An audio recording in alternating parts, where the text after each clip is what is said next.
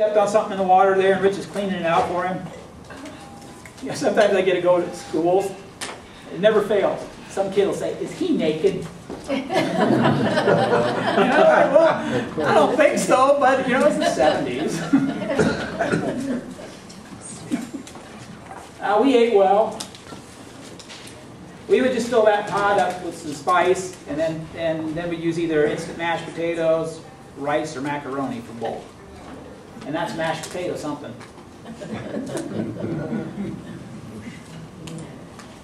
You get into a section of the haze where there's just rapids after rapids. It's like 44 sets of rapids. And some of them you can run and have fun.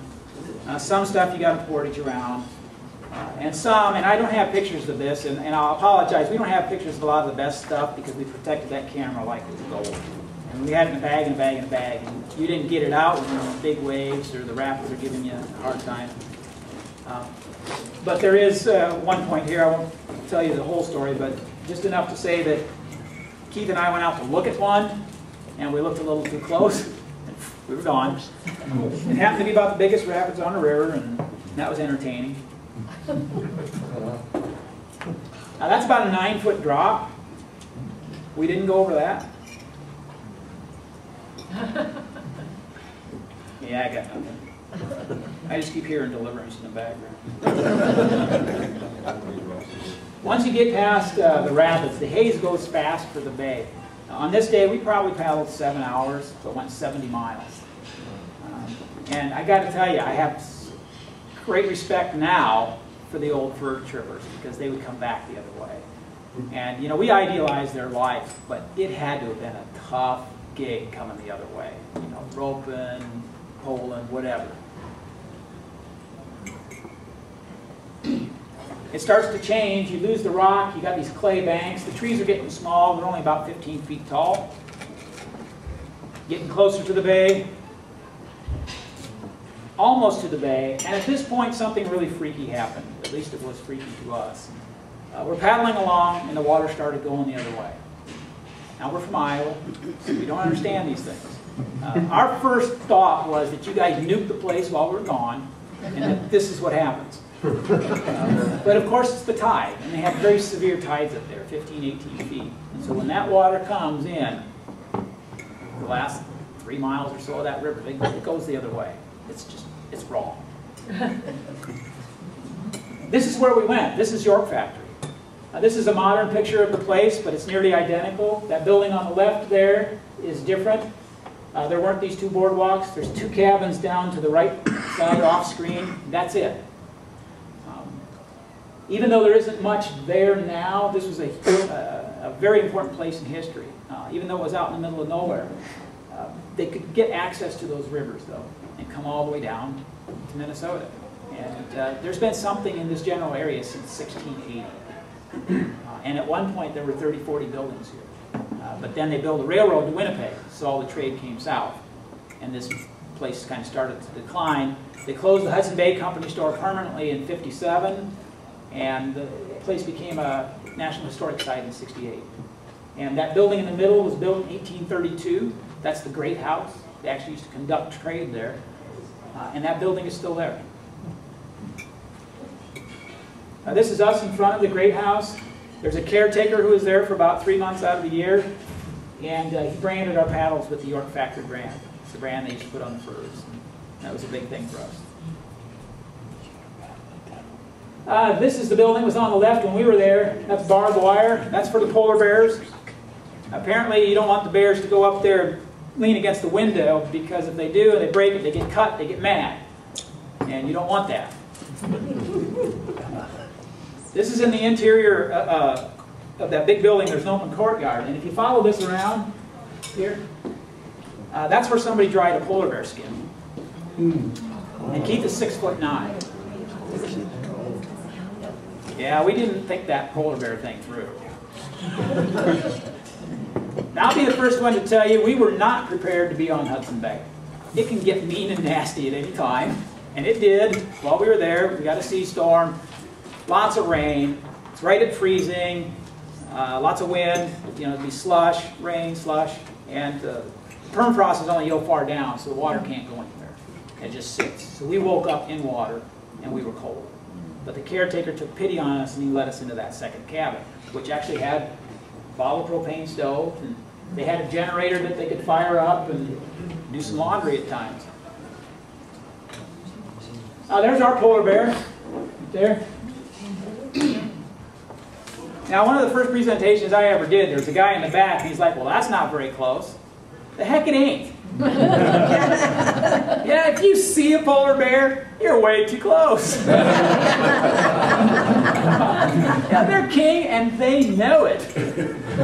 The story on our bear is I'd gone down to the great house there, and I heard these gunshots. And my first thought was that Doug, we called him Crazy Doug, he was just a little out there. I thought he shot my boys. And I'm like, I'm not going back there. But I finally came back, and what happened was Doug was just driving it off. He drove it over the bank and out into the water. And by the time I got there, you couldn't see the bear. It was too far out. And I was extremely bummed about that. But then it occurred to me that 5 minutes before this picture is taken, I'm sitting right there. So I'm okay not seeing the bear. People ask us, well, did you have a gun along? It's like, no, we had a wrist rocket slingshot. It would have been enough, just enough to tick him off, I'm sure. Yeah, piss off the polar bear.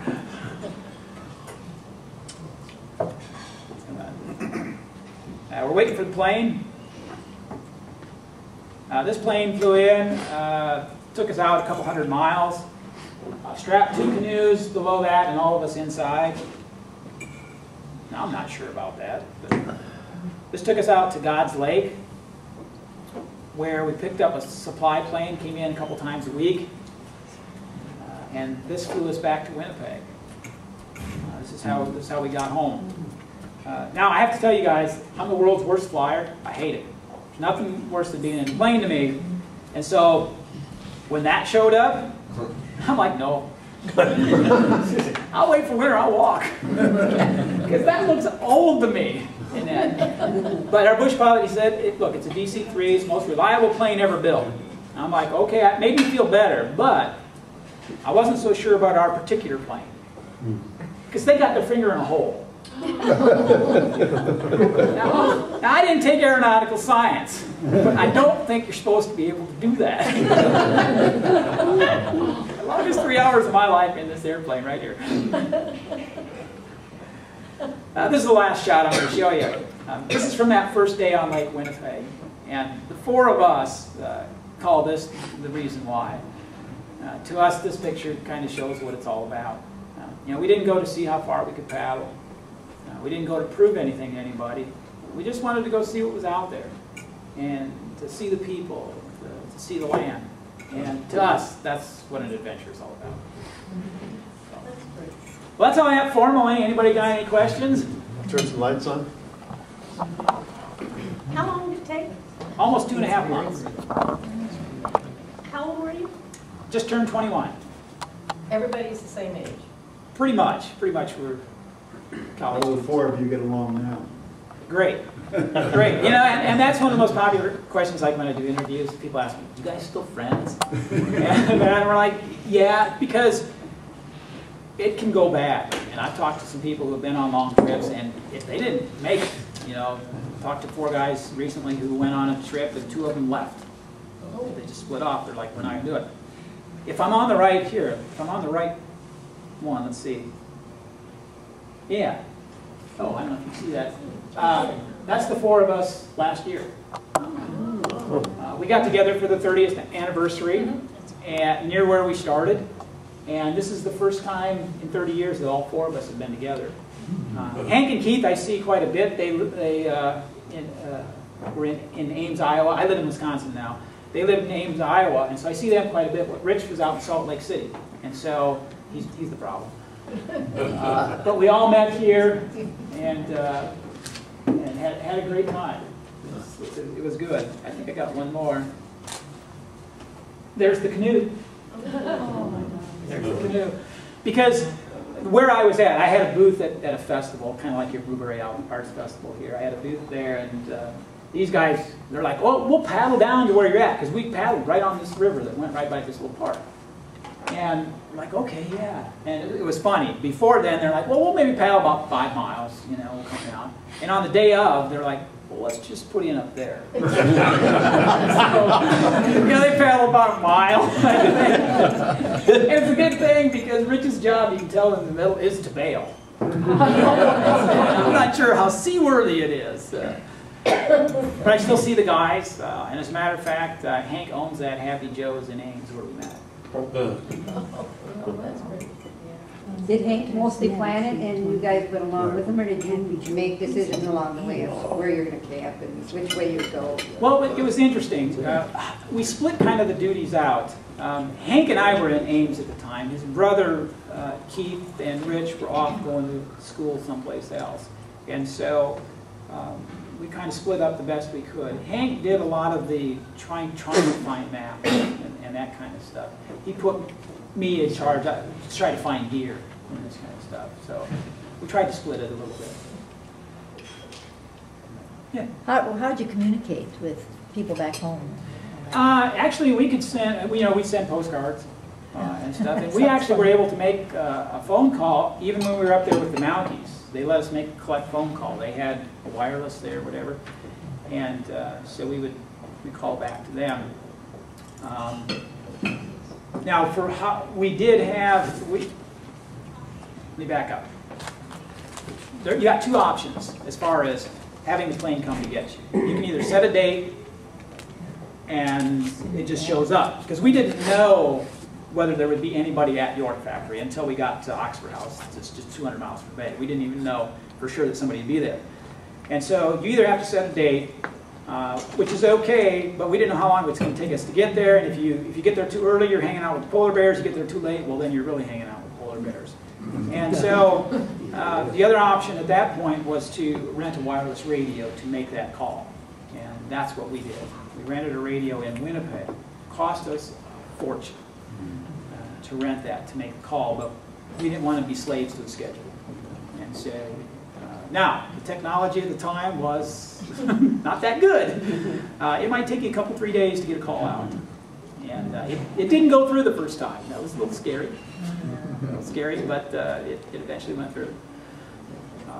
But now, as far as coming back to communicating with our folks, I mean, yes, we were able to, all the way up to Norway House, we were able to contact them. Now, what we told them, that's a whole different story. And I didn't think about that very much until after the book came out. My mom is standing there talking to a classmate of hers, and I'm standing off to the side. He says, well, isn't that a wonderful adventure your boy went on? And Mom turns and gives me the look. You know, I'm 50 at the time. You know, and Mom can give you the look. I don't care how old you are. You can be 97 years old. And she can still give you the look. And she said, he didn't tell us everything. So obviously we lied. You know, but I can't remember what we told them. Didn't write that down. You know, we just, you don't tell them that, oh yeah, we jumped off the cliff today, you know, or, you know, being pinned under the tree. You don't tell her that stuff. And sorry, moms, we just don't tell you that stuff. Why did it take 30 years to write the book? Well, why did it take 30 years to write the book? Well, a couple of things. One, I don't think you understand the importance of it until you get older. I mean, back then, we just thought it was a great way to spend the summer. I mean, be working. I mean, play in a canoe all summer, work. You know, it wasn't a tough choice to us. But there was a specific event for me. I was actually up here in Minnesota visiting my grandmother. And there was an elderly gentleman that lived next to her, and he'd always ask me to come over and tell him some stories of the trip. You know? So I'm over there one day telling him a few tales, and he stopped me. And he called to his grandsons, and he said, you boys should come listen to this. And so on my drive back to Wisconsin, it hit me that, well, maybe we've got something we can share. And so that was the trigger for me to actually start. It's a good story. Thanks so much, Dennis. It was really good. Appreciate it.